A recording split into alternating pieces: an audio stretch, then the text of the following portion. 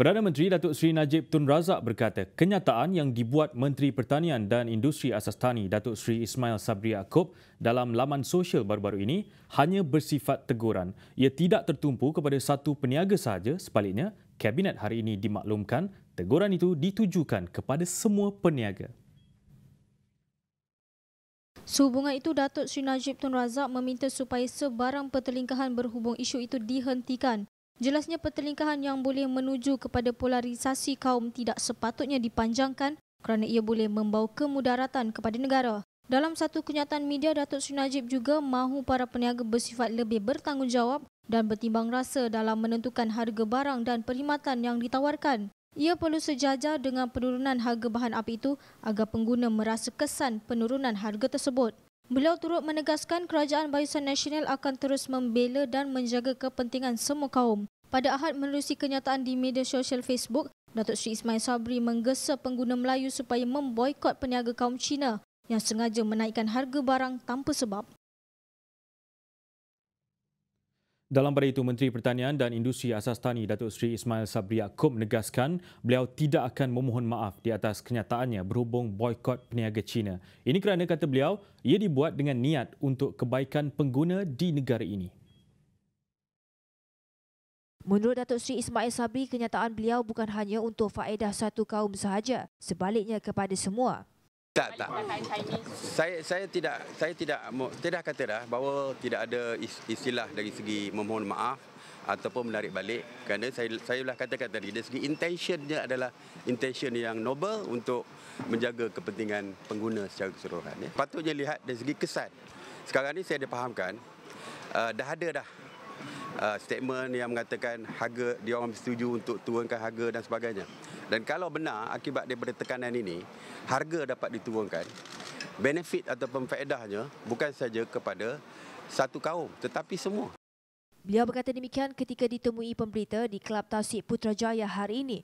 Mengulas mengenai ugutan bunuh yang diterimanya dalam Facebook, beliau menyerahkan perkara berkenaan kepada polis. Itu perkara biasalah.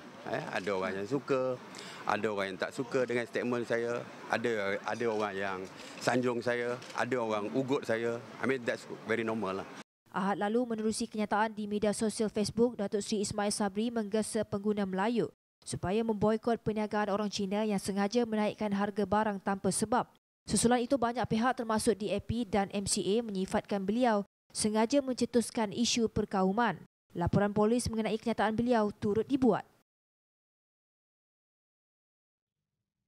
Sementara itu, kenyataan Datuk Seri Ismail Sabri mengenai boikot peniaga Cina yang menjual harga mahal mendapat sokongan 92 ketua bahagian UMNO seluruh negara. Mereka mahu kenyataan itu dilihat dari sudut positif yang bakal memberikan faedah kepada pengguna. Setiausaha Badan Perhubungan UMNO Pulau Pinang, Datuk Musa Said Fazil yang mewakili kumpulan berkenaan berkata, usaha yang dimulakan Datuk Seri Ismail Sabri itu menampakkan hasil apabila golongan peniaga, pemborong, badan bukan kerajaan NGO, badan korporat dan agensi kerajaan mula bercakap mengenainya.